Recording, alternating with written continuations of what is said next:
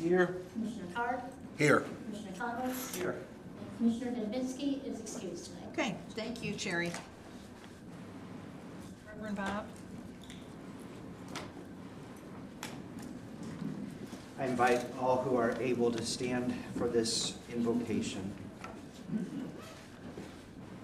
Gracious and Holy One, we come to this moment now with great anticipation for what is before us in these chambers tonight, the business, the decisions that will be made,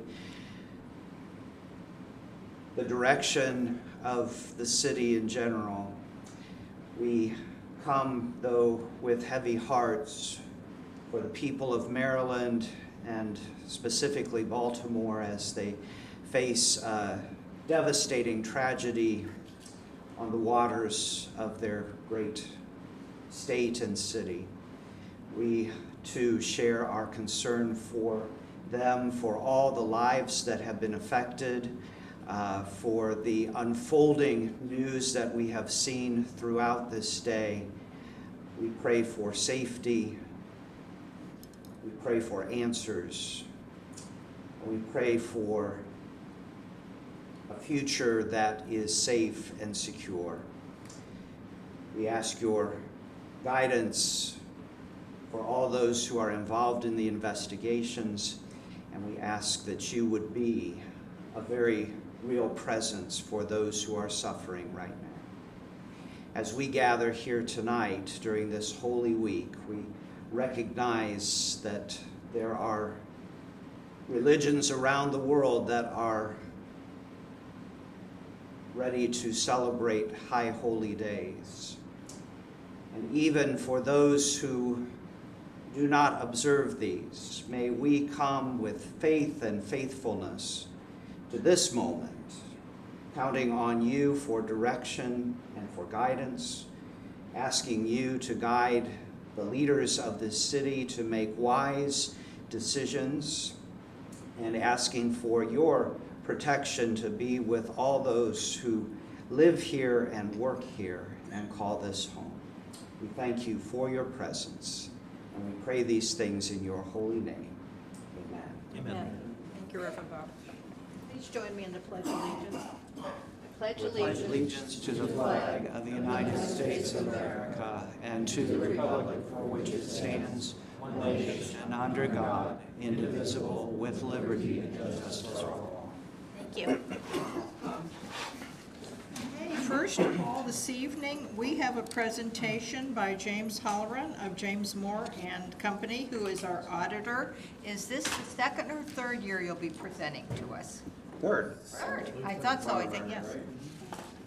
We'll have to ask for, okay.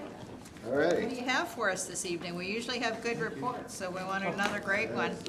I gotta flip over my presentation, see if I remember all the instructions Lori gave me, you know? But, of course, very happy to present the audit to you guys. James Halloran with James Moore and Company CPAs. So this is the audit for the year ended September 30th, 2023. So we'll start off with the independent auditor's report. And there's a number of different reports there. You guys are subject to U.S. auditing standards, government auditing standards. The Florida Auditor General also has rules that we have to have a letter for. You're not subject to federal, state, and single audit this year. That's when you have greater than $750,000, either federal or state funds. So that did not occur. Might occur coming in next year. You got some grants going on that maybe, I don't know if you hit that point next year and maybe the year after.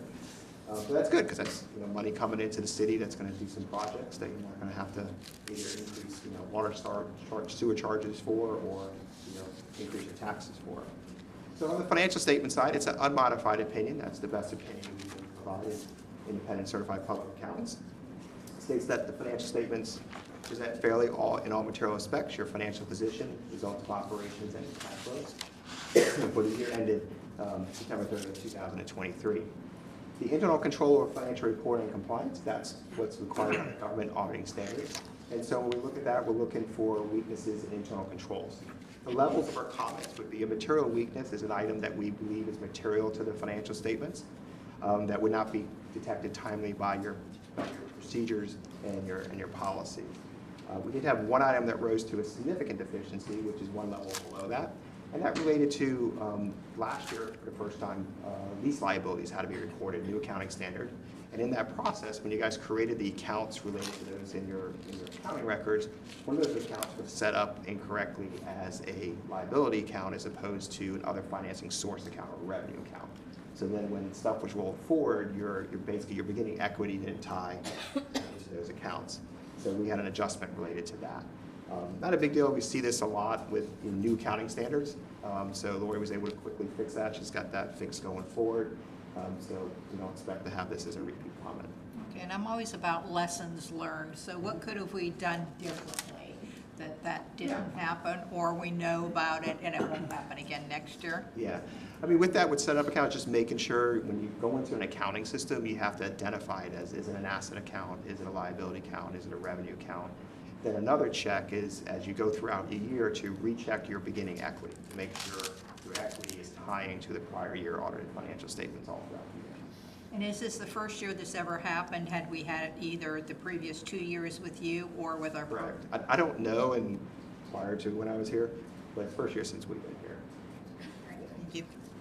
The Auditor General also has a letter that we have to respond to a couple different areas in that, and we had no recommendations in that letter. Part of that letter also goes to financial condition assessment. There are no issues on financial condition assessment. If you were unfavorable, you would be required to report back on that.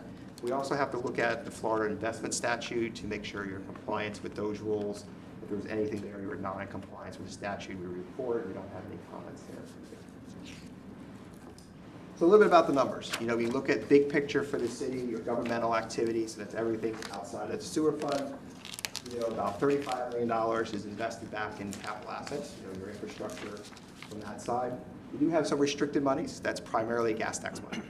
You know, that of course is restricted by the state. You can only spend it on the purposes for gas tax money, primarily roads, both operating and new improvements to roads. And that leaves you with an unrestricted balance of about $12.7 million on a full accrual government-wide basis. In just your general fund, what you'll see there at the end of the year, about almost $24 million in fund balance. So what's left over is $24 million. You do have some non-spendable, that's basically prepaid. So you've already paid for the items, and the cash is not available to be spent in the coming year. Restricted, as I mentioned before, that's your gas tax money on the restricted side. And then you have assignments. So you have an assignment for your budget. So each year as you do your budget, you may use some of your balance to carry forward into the following year. So that's what that assigned amount is. So that leaves you about $18.4 million going forward that's unassigned at this point. Okay, James, I see, a significant change from 21 to 23. Was that because, if you don't know the answer, Lori, probably because of that money that we put in treasury bonds? Is that? Well, the money was always there. That's, you remember you used to have the debt, you were paying down some debt, so that's Yes. out that debt. Okay. So that's really what you see that increase for. Okay. All right, thank you. So you guys did create a fund balance policy last year. So what I always recommend is the Government Finance Officers Association recommends at a minimum, if you're looking at how much rainy day money do we have. So if you take your expenditures for the year and you compare that to what your unassigned fund balance is, you say, okay, GFOA recommends a minimum of 2 months. So you guys are at 143%, so you guys are way above even with GFOA, and that's really a minimum, because you got to take into account every municipality, every county I work with. For you guys, as we know, and I'm not supposed to mention the bad word of the H word, right? It's not a 4-letter word. The agency that helps you guys is a 4-letter word. So I try not to mention FEMA too much. But that's why you need it, is one of the reasons you need that balance. And you would say an inland city, that's it for inland, they're not going to have those issues. Because we know what happens, right? You guys expend all the money, right, for debris removal or other projects you have to do, and then you wait to get the FEMA reimbursement. Usually longer than you want to wait. A lot is longer. what happens. What does 143% equate to in months?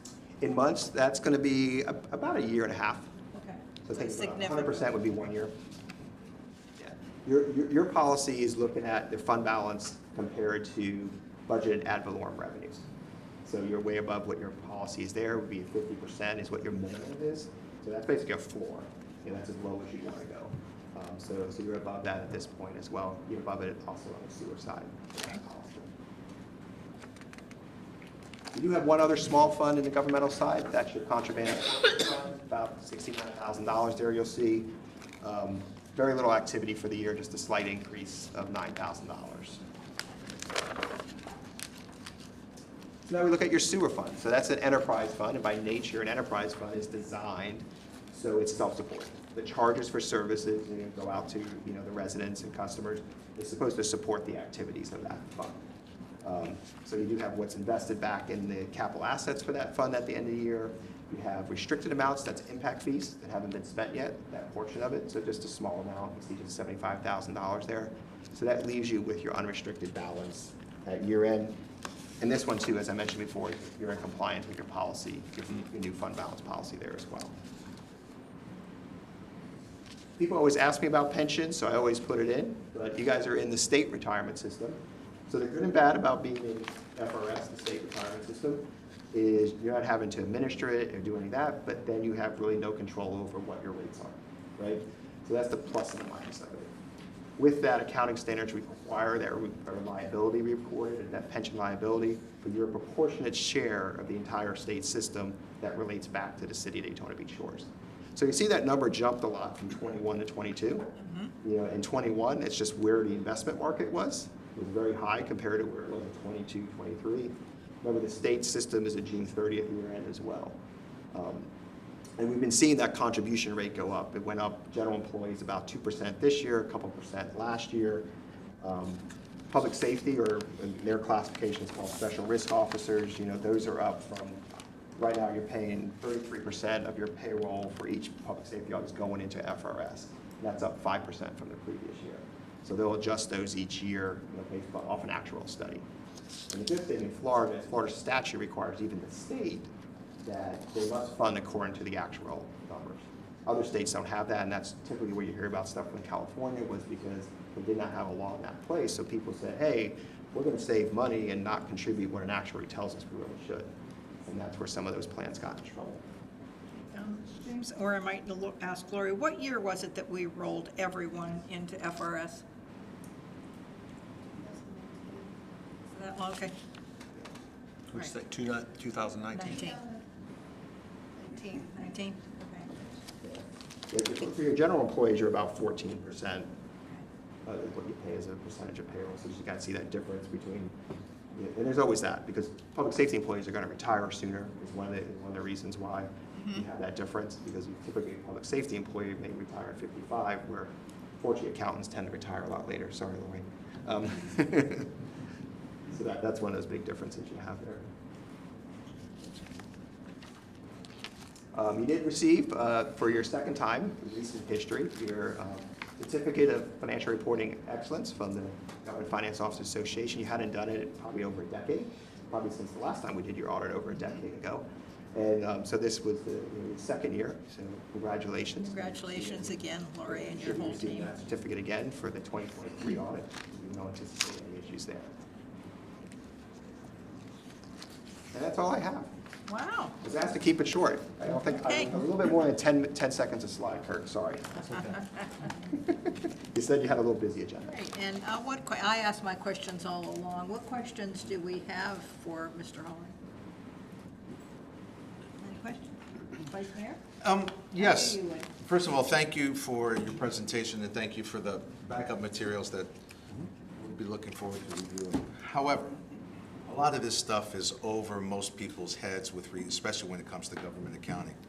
As you see our books, and as you see what we spend, and as you see what we bring in with regards to revenues, do we look healthy? It appears we're being prudent, we're strategically going forward and trying to accommodate the needs and the services of the citizens, but at the same time being good stewards of the money that we receive on behalf of the city? Yeah, one of the things we do is we do a financial condition assessment where we compare, we get information from the Auditor General about benchmarks from similar sized cities based on property value and population. So it's one of the areas that we can look at to see where you guys are at. And so we do that, and you guys are way above where everybody else is. One of the good things I always look at, think about your personal level. You don't have debt, right? How many places can talk about not having any significant amount of debt? That's always a nice situation to be in, to not have a lot of debt out there. especially on what I call the governmental, general governmental side, which is your property tax, which is going to get funded by property taxes and those things. So that's always nice to be in that position. Thank you. Hey, Lori, I just had a question. We're still doing the treasury bonds, we're still laddering them. Can you give me a little bit of update how we're doing on that, what percentage we have in there? And has that been very, very helpful to our financial line?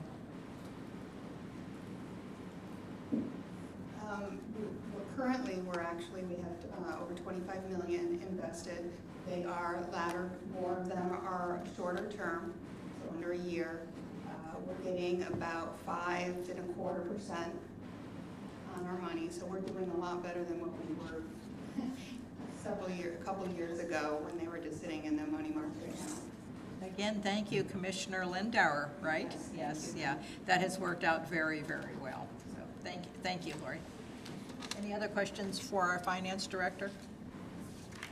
No, if not, then thank you both. And we'll move on to the approval of the minutes for the city commission meeting from February 27th, 2024. Do I hear a motion to accept those minutes? I so move. Thank you. Second? I'll second. Thank you. Do we have any comments on those minutes? Anything we need to pull? If not, Sharon, can you take a roll on that, please? Vice Mayor Politis? Yes. Commissioner Cosmo? Yes. Commissioner Carr? Yes. Mayor Miller? Yes, thank you. Okay, now we're going to move on to the consent agenda. We have 5 items on there. Do I hear a motion to approve as is without pulling any of those items? I'll so move. Thank you. I'll second. Thank you. Any discussion on any of those? Okay, hearing none. Sherry, can you take a roll on that, please? Commissioner Cosmo? Yes. Vice Mayor Politis? Yes. Commissioner Carr? Yes. Mayor Miller? Yes, thank you. Okay, now we'll move on to old business. So we had a first reading, the last meeting we were at for ordinance 2024-02. Attorney Water, can you read that for us, please? Certainly, Madam Mayor. This is item number 8A, ordinance 2024-02. An ordinance of the City of Daytona Beach Shores, Florida, vacating and abandoning a portion of .018 acres of the Frail Street Alley per plat right-of-way, 20 feet in width, as shown on the plat of McKeechee subdivision as recorded in map book 9, page 261, and Armstrong subdivision as recorded in map book 9, page 280, all of the public records of Volusia County, Florida, providing for conditions and the taking of implementing administrative actions, providing for legislative findings and intent, repealing all conflicting ordinances, providing for severability, providing for non-codification, and providing for an effective date. Thank you, Attorney. And we had this, so I think we discussed it in detail at our last meeting. Attorney Cow, you're here today representing that, so she is here if we have any questions on that. But do I hear a motion to accept ordinance 2024-02? I so move. Thank you. Second? I'll make a second. Thank you. Is there anyone in the audience that wants to speak on this? So again, this is ordinance 2024, and this is a property of Frail Street Alley right-of-way. Okay, seeing none, and we have no discussion on that. Sherry, can you take a roll, please? Vice Mayor Politis? Yes. Commissioner Cosmo? I think it was Commissioner Card who seconded. Yes. Your voices are very soft. I apologize. Commissioner Carr? Yes. Commissioner Cosmo? Yes. Mayor Miller? Yes, thank you. Thank you for the correction. Yes, ma'am. Okay, next we're going to go on to ordinance 2024, Daytona Beach Shores, and this is Serena by the Shores. Attorney Waters, can you read that one for us, please? Certainly, this is item 8B on the agenda. This is ordinance 2024-04, an ordinance of the City of Daytona Beach Shores, Florida, relating to approval of a development agreement pertaining to property owned by Daytona Beach Shores LLC in accordance with the provisions of Chapter 15 of the Land Development Code and the Florida Local Government Development Agreement Act as set forth at sections 163.3220 through 163.3243 Florida statutes, providing for implementing administrative actions, providing for conflicts, providing for a savings provision, and the effect of the ordinance, providing for severability, providing for codification, as well as the correction of scrivener's errors, and providing for an effective date. Thank you, Attorney. So we had quite a detailed presentation on this last meeting that we had. We do have representatives. I see 2 representatives here from Valor, if we have any questions on that. So first, we will take the motion and then open it up to further discussions. Do I hear a motion to accept ordinance 2024-04? I so move. Thank you. Second? I'll second. Thank you. Okay, so first of all, is there anyone in the audience? So again, we had a very, very detailed presentation. Has anyone looked it over, thought of any other questions, or do I hear any other audience comments? Anything? Okay, before we move to discussion on the dais, I do want to say another congratulations. I had a residence here from, Ed, what condo are you at, Tower? Twin Towers. Twin Towers, that not only we congratulated you previously on reaching out to Towers 10 and to the Days Inn, talking them over, doing a presentation on everything that was going on. My understanding is that you made another visit to yet another condo to explain what was going on with there, to answer their questions. So again, I applaud you. That's very, very important to me, that you take into consideration not only to the condos in that general area, but the whole city. That's why if anyone's here tonight and have any other questions, or I'm sure I can open it up if anyone else would want to have a one-on-one with Valor, that'd be interested in doing that. So what other questions do we have from the dais? Anything I else? don't have any. I was fully informed the last time. Okay, great, yes, we had, anything else? No. Okay, if not, then, Sherry, can you take a vote on that? Vice Mayor Plius, Yes. Commissioner Conlon, Yes. Commissioner Card, Yes. Mayor Miller. Yes, thank you. Okay, next we have a quasi judicial hearing. Sherry, can you take care of that for us, please? It's ordinance 2024-07. Attorney Waters, do you have to read that before she does that? Yes, Madam Okay, Mayor. please. This is item 9A. This is ordinance number 2024-07, an ordinance of the City of Daytona Beach Shores, Dade County, Florida, assigning the RSF-2 Urban Single Family Residential Detached District zoning classification to annex single family residential property generally located at 3215 La Paloma Avenue, short tax parcel ID number 5335-01-05-0240, providing modification of the official zoning map, providing for implementing administrative actions, providing for non-codification, providing for an effective date. And this is a quasi-judicial hearing, Madam Mayor. Thank you. Sherry? Is anyone who is going to provide testimony during the hearing tonight, please stand up and raise your right hand. All right, Stuart, do you swear to tell the truth, the whole truth, and nothing but the truth, so help you God? Thank you. And before you begin, may I ask anyone up on the dais if you had any ex parte communication on this property at 3215 La Paloma Avenue? No. Okay, none? Go ahead, Stuart, please. Thank you, Madam Mayor, Vice Mayor, Commissioners. For the record, my name is Stuart Cruz, City Community Services Director for the City of Daytona Beach Shores. That's been a while. So this particular item that we have before us, ordinance 2024-07, is a zoning map amendment for the subject property at 3215 La Paloma Avenue. You may remember this property was recently annexed upon second reading on February 27, 2020, just last month. The owner applicants are Maggie and Kevin Kiernan, and the property, I'm sure everyone is very familiar with it, is a small single-family property. The current zoning for the property is Volusia County R9 Urban Single Family Residential District, and the proposed zoning amendment, if approved, would be Daytona Beach Shores RSF-2, which is also Urban Single Family Residential Detached District. The current land use, meaning the way the property is used, is for single-family residential. And as you're very familiar, Commissioners, this is a requirement by Florida statutes. In order for the City of Daytona Beach Shores to implement this land development code and comprehensive plan upon the development or anything having to do with this property, we have to go through this process for both the rezoning and the future land use map amendment, which is up next. So for those of you who are familiar with the property or not familiar with the property, it's just about a 3-minute drive south of the chambers. This is an aerial view of the property. It's in between Cascade and Esmeralda Avenue on La Paloma Avenue. This is a street view of the property. And this essentially is what the city's zoning map looks like right now. So you can see the property doesn't have a color affixed to it. If this particular ordinance is adopted, that color will be associated with or assigned to the map for this property, which is the R52 zoning district classification, as I mentioned earlier. All the requisite criteria in section 14-16 of the city's land development code have been analyzed regarding this property, and all of them have been met.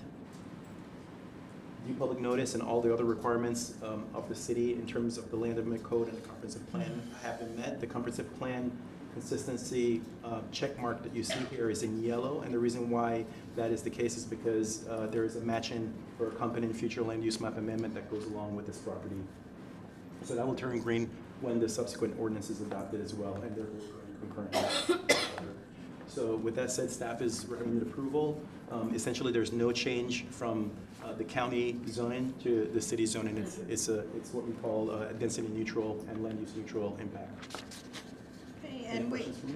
we've done several of these, Stuart, so all of these extra things we're doing week after week are formality that are a requirement. Is that correct? Correct. Thank you. Do I hear a motion to accept ordinance 2024-07? Also move. I'll second. Okay, thank you. Any discussion? And what about in our audience this evening? Anyone have any comments they'd like to state on 32115 La Paloma Avenue? Okay, if not, Sherry, can you take a roll, please? Vice Mayor Politis? Yes. Commissioner Conlon? Yes. Commissioner Card? Yes. Mayor Miller? Yes, thank you. You're staying up, right? Okay. So next, we're going to move on to new business, and this is ordinance 2026-06, and this is a comprehensive plan future land use map for the property that we just discussed. Attorney Waters, can you read that for us, please? Thank you, Madam Mayor. This is item number 10A on your agenda, ordinance 2024-06. This is an ordinance of the city of Daytona Beach Shores, Florida, Volusia County, Florida, relating to comprehensive planning, amending the City of Daytona Beach Shores Comprehensive Plan, amending Chapter 1, Future Land Use Element by amending Map L4 entitled Generalized Future Land Use Map 2030, assigning the residential low-intensity future land use designation to annexed single-family residential property generally located at 3215 La Paloma Avenue, short tax parcel ID number 5335-01-05-0240, providing for implementing actions, providing for conflicts, providing for severability, providing for non-codification, and providing for an effective date. Thank you, Attorney Waters. So do I hear a motion to accept ordinance 2024-06? Also move. Thank you. Second? Second. Thank you. All right, any discussion above what we've already discussed? Sherry, take a roll on that, please. Commissioner Conlon? Yes. Commissioner Card? Yes. Vice Mayor Politis? Yes. Mayor Miller? Yes, thank you.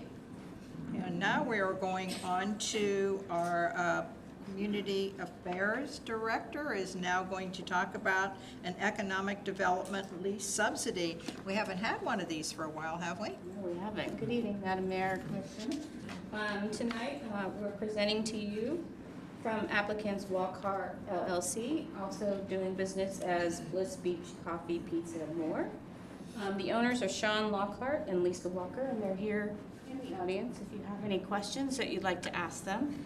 And we are just, the Economic Development Committee met, and we are asking that you approve this lease subsidy grant.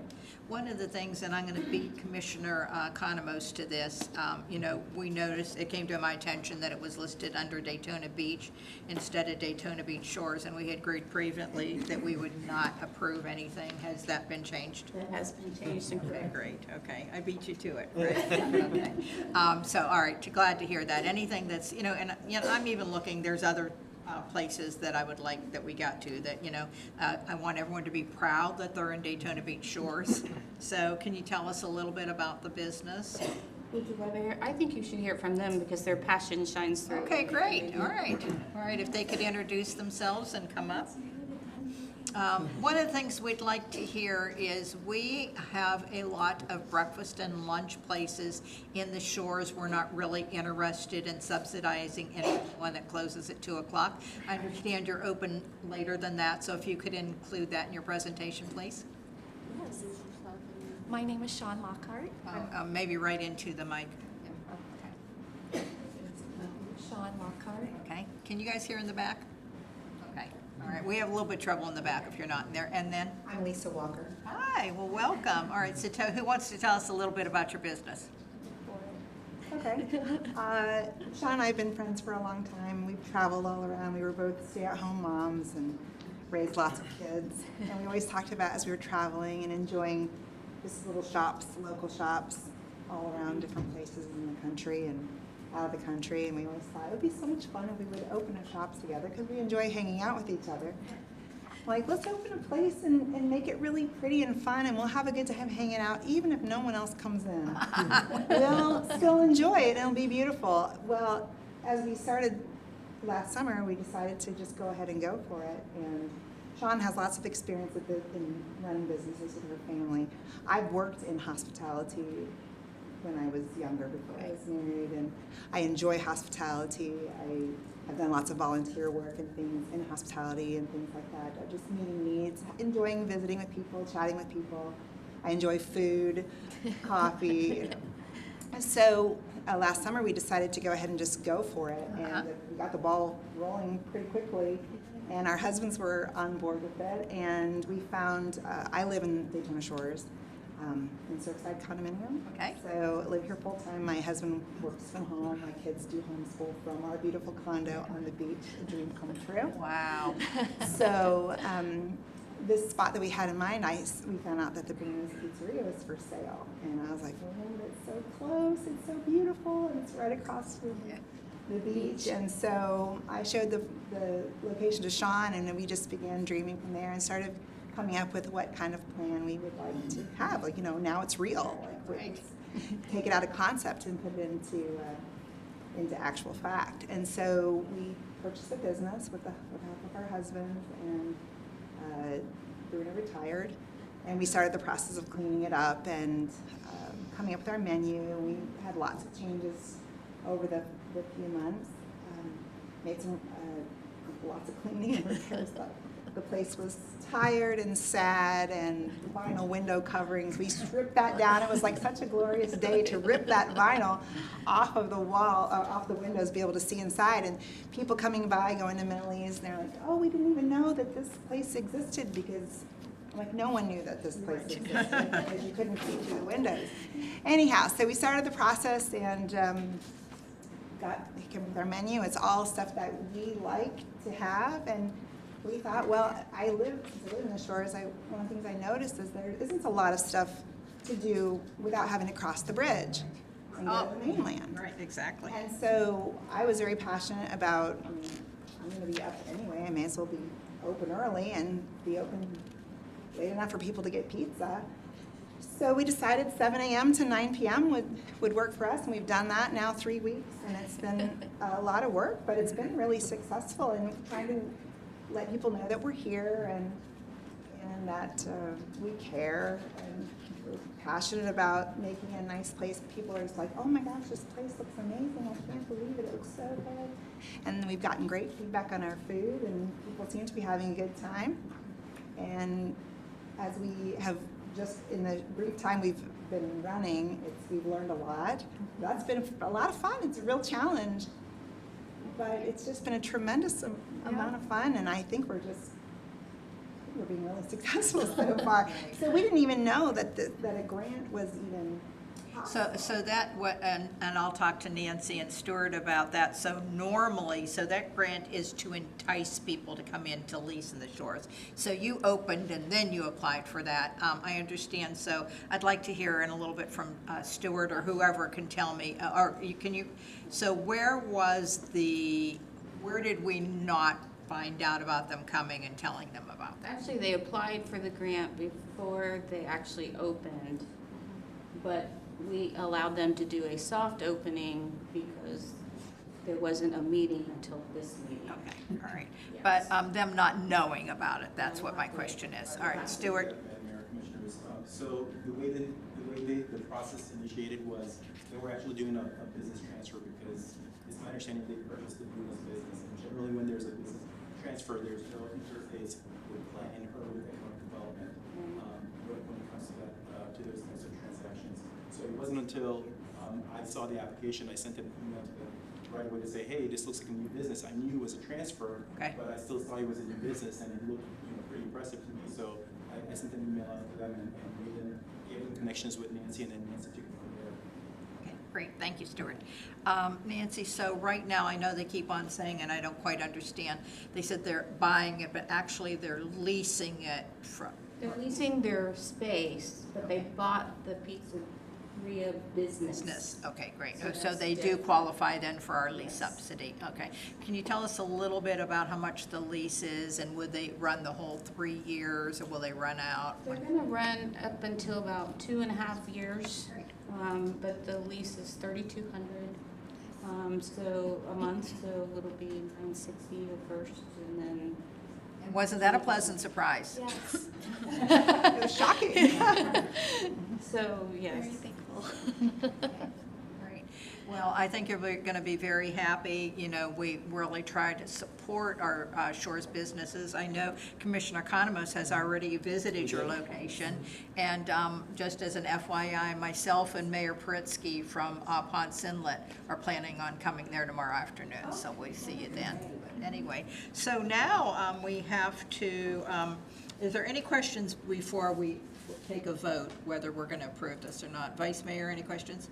No. Okay, Commissioner? No, is it capped at 20,000? No more than Yes. 20,000? Okay, see that. Any questions? No, I met with them, with the council, with the city staff, and presented extremely, they were passionate about it. There's been a lot of investment in the property. I think there was 40,000 is what you mentioned. Pictures look fabulous. I haven't had a chance to get over there yet, but I will. So I'm excited for you. I hope the best for you. And it is beautiful. It's really, and the food is fantastic. So my wife and I will definitely be back, so Right. excellent. Anyone out in the audience have anything that they would like to ask or talk about? Okay, again, you'll see with your living, you'll see what a great community it is. And, you know, a lot of us always say, well, where are we going to eat? Well, we want to support someone in the shore, so let's see where we're going to go there first. So if nothing else, then Sherry, can you take a vote on this, please? No one is. Oh, I'm sorry. Can we make a motion to approve this lease subsidy grant? I make a motion. Thank you. Second?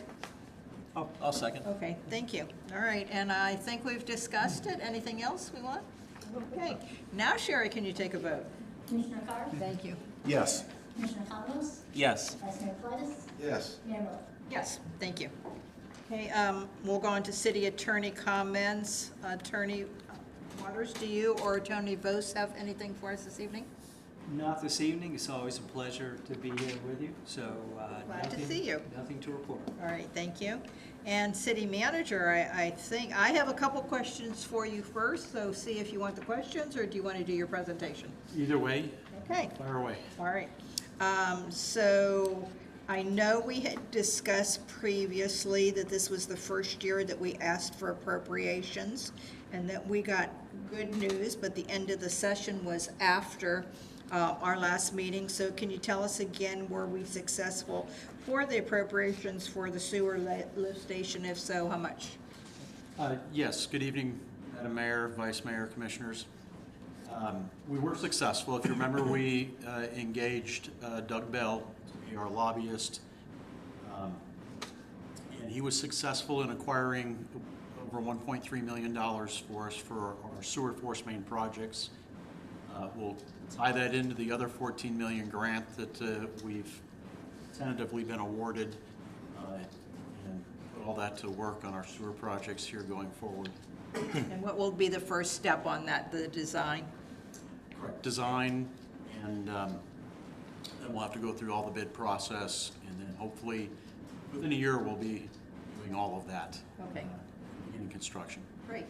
I did get to see Representative Tom Leek last night and did personally thank him, you know, for those appropriations. So I want to make sure, if anyone does know, he was the chair of the appropriations. So I'm sure he was very instrumental in getting us that money. So if anybody does see him, or if you reach out to him, please thank us for that, or to thank him for that. And then my next question is, every time I go by Oceans 25, I am so glad that we approved that money for the wraps, but when will we start the wraps? Stuart Cruz's, yesterday actually, on this project, they had a planning meeting with the contractor last week, and they are about 2 to 3 weeks out before they begin. You'll see our crews out there ahead of time, pressure washing the bases and getting it all clean. And then it'll take them about 2 weeks to complete all the boxes once they're on site. Oh, great. All right, now that we did it, I want that approved. And I know we decided we were gonna only wrap around. As I'm coming down International right in front of the riverfront, I'm seeing that they do have wraps on top. Did we decide if that's something we want to do later on, that we could do that?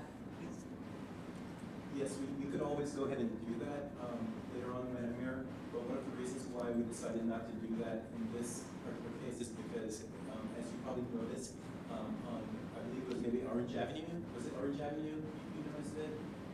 Yes. The pads are actually very low over there, those are smaller units, whereas the units that we have over here, the boxes that we have over here, they're higher up, and they're actually much taller, so when you're driving by, you probably won't see the top. Okay, great, all right. And But any, But the city wanted to change the plan and to add that on top later on. yes, I wanted to keep that as an option, but you make a very good point on that. Yeah, I just, as soon as possible, if we could get those done. I think now that I know that it's coming soon, the site's bothering me even more. And tell me again, how many large we had in the city? I think it's about 35 or so. Okay, all right, so, and we do have enough money to do those 35? Yes, Okay, great. that's the city commission's action, I believe, 2 commissioners. So. Okay, great, all right, thank you. That's all I had, and if you want to go on. Yeah, you took the first 2 things off my list here. The next thing, just, I want to thank the pickleball community for their patience. We've had some scheduling issues, but the contractor is there beginning the work on resurfacing. It's going to be about 2 weeks. Hopefully in those 2 weeks, and then it should be like brand new down there for those. And then the last thing, I put before you all the county's presentation on paid beach parking. So I don't know if the community has heard this really yet, but the county is proposing at their parks to do paid parking.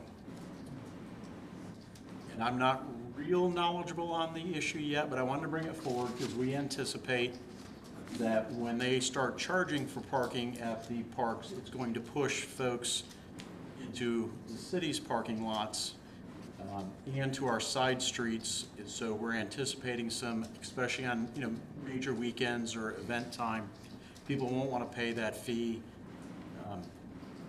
And it's also going to change beach access. Now, for Volusia County residents, it's my understanding at this time that, at this time, that there will not be a charge once you register. So you'll still be able to drive on the beach as a Volusia County resident and be able to park at the parks for free, but it's going to become $35 for a day pass for driving on the beach and $25 to park for a day pass at, say, Frank Rendon Park, any of the county parks. And you can, it allows you to come and go. There's no guarantee of a parking space, but you can come and go.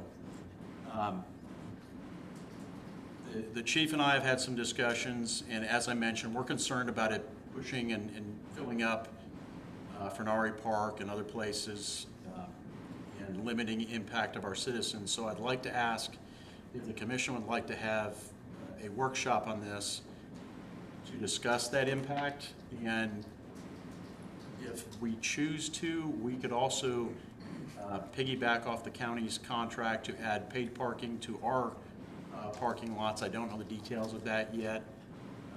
There's lots of different options for this. We're going to need to amend our parking ordinances for off-street parking and update that so we don't have our neighborhoods filled with beachgoers parking in people's lawns and those kinds of things. Also, if the county implements this with our current interlocal agreement for park maintenance for the 4 county parks, we have a revenue sharing component in that contract. It just says we will open negotiations when they do it. So a couple of things I'd like to ask the commission for, if we can do for the first meeting in May, a workshop to discuss how we would want to proceed forward with this topic. And then also, if you would allow me to go ahead and enter into negotiations on that revenue component, so that before they implement, we have that solidified. So that would be the May 14th meeting, and how long do you think we would need? I think if we met at 5, we'd be.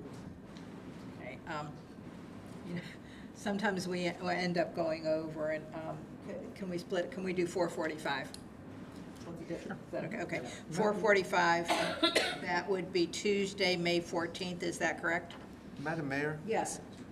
I just want to throw out 2 cents. Sure. Because I don't have 5. I don't have 2. I would make a recommendation. I'm just thinking, why don't we just make it like a town hall meeting where staff can make a presentation on some of the things, like the chief about the parking enforcement, you about the other things, and then the citizens can tell us how they feel. You know, and that way we, as a legislative body, have a lot more input, and maybe the end product of our decision will be, you know, better informed, and at least you get a lot of citizen input. Because I don't mind our workshops. I think we do a great job together, but this one is kind of got a lot of moving parts to it. Well, we could have the workshop and open it up as we do to the public. The bad thing is if we have a town hall, we can't really record it, right? And it's something. Well, if we do something in here, whether we call it a workshop or Whatever we a call town it, right. hall, we do it here, and this commission has been very good about, you know, workshops are usually between staff and the commission. That's our opportunity to openly discuss items, but this commission's been very good about allowing citizens input during those items. So, Would that work for you, Vice Mayor? Yeah, that'd be fine. Okay. I just, you know, when you've got a condo complex next to a public park and it's got parking and they see the traffic coming in and coming out, and most people are good and decent people, but you have a small percentage of people that are just horrific, and it's just horrible what they do. But be that as it may, I'd love to have some input, because I go to the beach quite a bit, but maybe not as much as everyone who may live right on the beach. I'd like to hear their input, because I think it'll affect my decisions. And that, I want to make sure that our condos are fully aware, because right now, you can park at Frank Round and Peck when it opens back up again. But when we see that someone's starting to have to pay $25 a day, these condos are going to suffer a little bit too, people sneaking in on the weekends. I'm not so sure that they have somebody there monitoring that parking. So there's a lot of ramifications that we need to discuss, a what if. there's also the enforcement questions, the county's addressing that. So you're okay, so I'm thinking if we are going to do the public, then maybe it should even be, you know, like, if we're gonna advertise it that much that we want people to come. So let's look at it. So Commissioner Economos and Vice Mayor, what time can you be there on that Well, I day? mean, can we just do the workshop and then just put it on the agenda and have people I'm fine. speak on it? Like I said, I was just throwing it out. I mean, can we do that? The workshop will be for staff to get direction to how to proceed, because, for example, if the commission at the workshop gives staff direction on, yes, we want to partner with the county and add paid parking to our parks, then staff's gonna have to go get with the county and their contractor. I've already been in contact with their contractor and their consultant. I'm sorry, they're 2 consultants. They don't have a contract yet. It's going to for the license plate reader systems. That's supposed to be going to bid either today or tomorrow, I believe. So we'll need direction, and then we'll have to bring things for a vote and final decision at later meetings. That may be multiple different times, one on the interlocal agreement, one on the parking, if we do that. The ordinance, which will be multiple readings. There'll be lots of opportunities on the different components To have the audience. to have that discussion with the public. Has the county made a time, set a time frame for when they want to do this? I think they're looking at October 1. Okay. Yes. So, I mean, we can have more than, you know, we don't have to settle everything in one workshop or one Correct. commission meeting. We can Yeah. still do other ones as necessary, correct? Staff, we just want to lay out, here's what we see are the issues. I was talking with our city attorney beforehand. The firm represents a lot of other beach towns as well. I schedule a meeting with them to get their experience and their concerns that they've heard from other places. I believe this could have a very negative impact if we do nothing. That's the reason I wanted to schedule the workshop. Right. And I agree with the vice mayor. I think this is gonna, you know, I think a lot of people are gonna be very interested in this. So, you know, I'm happy to have as many workshops or meetings about this as necessary. And I know the mayor sometimes is concerned if we have a workshop and there's so many people there and there's so many questions, it may move over into the meeting itself, so. I think we can start it at a 4:45 to get the initial thing done, because we have to remember, this is a done deal by the county. This is what's gonna happen with the county. Our task is, what do we want to do knowing this is happening? You know, how do we want to do enforcement? What do we want to do about the parks that we have? So I would ask you between now and that first meeting, just think of all the questions that you might have wrapped around this, and, you know, that see if staff has an answer for. So let's do 4:45, if that works for everyone on May 14th. And Chris, can I ask you, please, Chris, are you down there? Okay, we seem to have issues when we have a meeting and we stop and start again. So knowing that we'll be doing that, will you make sure that we're on board? Oh, it's gonna work, It's gonna work? absolutely. All right, I'm writing this down. Chris said at this time that it's gonna work. Okay, I'm just giving you fair warning. Thank you. May 14th, is that, do I have the correct date? May 14th? Okay, 4:45. And, yeah, let's try to open it up as much as we can. Well, I'll be having a coffee with the mayor, one coffee with the mayor before then, so I'll make sure I bring that up, that if you have any input on it. Absolutely. One last thing, Mayor. In talking with the county yesterday, their contractor, you mentioned Peck Park, was supposed to, their notice to proceed was effective yesterday. So they were supposed to begin work yesterday. I don't know if they did or not, but they were, just as an update, that's when the county's contractor was supposed to start. So one of the things I'm going to ask you as well, Kurt, so we have this information before the May 14th date. So the Sea Oats walkover that the county owns, I think that will be, if we know when that's going to be up and running, because we have, is it Beachcomber or Andronopolis right across from Sea Oats? That one. It's Andronopolis. But anyway, so I think it depends on whether that walkway is open or not, how much traffic we're going to get in that lot. If we can get maybe an update from them on that. Okay, well, great. You had a lot for us this evening. Do you have anything else, or was that it? That's it, Madam Mayor. Okay. All right, so now we're on to commission comments. So again, I mentioned, I wanted to let you know that we are having our coffee with the mayor, and the date of that will be in April. Here, can you look that up? 10th?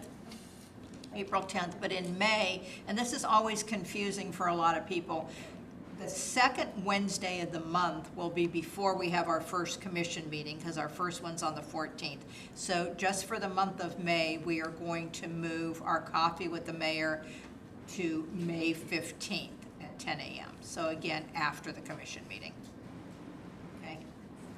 All right. The only other comment I have, and I'd like to do it at this time, Nancy, I was going to ask you, I wanted to see if it was okay if either Joe or Susan told us a little bit about the Citizens Academy, how that's been going. Joe, would you like to come up and tell us? We're going to do that at our next meeting. Next meeting, okay. Joe, be prepared at next meeting. All right, well, do you have anything else going on in the city that you want to let us know about? Food trucks will be April 26th. Okay. Okay, all All right, and I know we missed one of our best entertainers because of the rain out. Do you know when we're rescheduling him?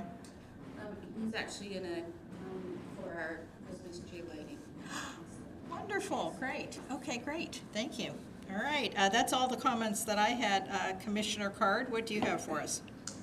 No, I'm glad to hear the pickleball courts are coming. I know there's some pickleball stars back there that are ready to get out there, but everything else, we're moving forward. Great, great. Commissioner Economist? In addition to Bliss Pizza that opened that we just spoke about, Mulligan's Lagoon is now open. And it's, if you don't know, it's a miniature golf place. And I think they even have a small little bar. Oh, they do, they're gonna have pizza, and I think Nancy knows a little bit about that. I did stop by, and they said they were gonna do like a soft opening. Would someone like to tell us? I believe they're gonna, they told me eventually they're gonna have, is it beer and wine and pizza and? They're gonna have 12 beers on tap, and they're gonna have wine, and they're gonna have pizza and snow cones. When I went, they weren't, the food part was not open. It wasn't when I went either, and then they have a fire pit out front too, so very, very cute. Yeah, looks yes. very nice, yeah. Stuart just said end of the month they plan on it. Okay, great, thank you. Yeah, so please, again, any of these new businesses that are opening up in the shores, please go and visit them. Anything else? That's it. All right. Thank you. Vice Mayor? Yeah. First of all, kudos to our financial officer and her department and our city manager for us getting such a favorable review and that award that we got for the city.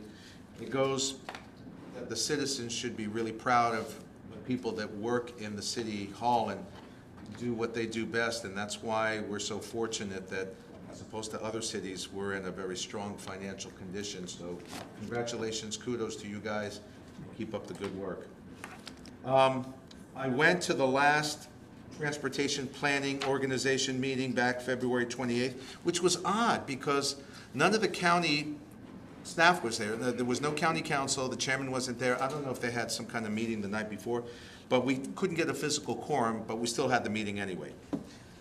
And what was really interesting is, and I brought back information, which I always am happy to do, for our city manager, there's a grant that Colleen Nicole will be able to give you information on. It's called Safe Streets for All. But Colleen, who's the executive director of this transportation planning organization, she said, you call TPO anytime and they have all kinds of grants depending on your city's need. And that kind of dovetails into kind of the reports that we got.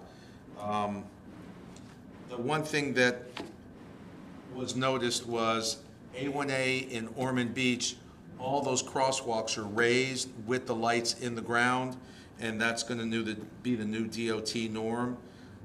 The FDOT representative said they just finished the St. Johns River to Sea Loop Trail, so it's all completed. And they've got massive projects for Flagler's County and all the roads there. Then they were talking about golf cart ordinances, and that if we don't have one in our city, it defaults to the state, and some people may not be legal operating their golf cart. It was a little confusing because we don't have anything on the books, or do we? Chief? No, I didn't think so. So there was a particular mayor that was pretty vocal about it, and I looked at her and I go, well, we have a lot of golf carts too, but it's the state. In other words, you can't operate it on a road that has a speed limit more than 35. And it has to be fully licensed, it has to be insured, it has to have seat belts and the horn and all that. So what more than that, I don't know, but you may want to ask our attorney and see if there's anything that we're exposed to that we should be addressing that we have not. And then lastly, believe it or not, out on the intersection of LPGA and ISB, they're going to build a new on-ramp to I-4, but out there they're building an 850-acre industrial park. Oh, my goodness. And that's why that developer agreed to make the on-ramp, because they need it for the tractor trailers. So all that will, out there, 1792, will all be widened. It'll all have all kinds of advanced traffic enhancement and stuff like that to accommodate this 850-acre industrial park. What are you going to do? It's development. Yeah. Other than that, It was a good meeting, and I'm going to attend our next one tomorrow. Great, good. Well, thank you so much for representing us there. We appreciate it. Thank you. Okay, all right, so next we will go on to audience comments. I only got one form, but again, I'll open it up. So Cassie Rhodes, if you'd like to come up, please.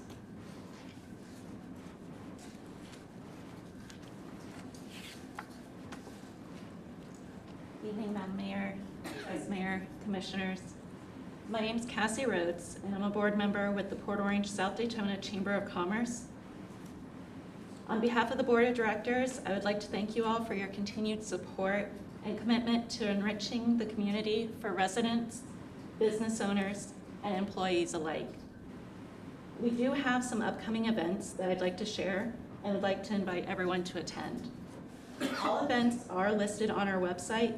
However, to highlight just a few, we have our morning mix and mingle coming up on April 5th from 8 a.m. to 9 a.m. at the Habitat for Humanity Restore on Nova Road in Port Orange.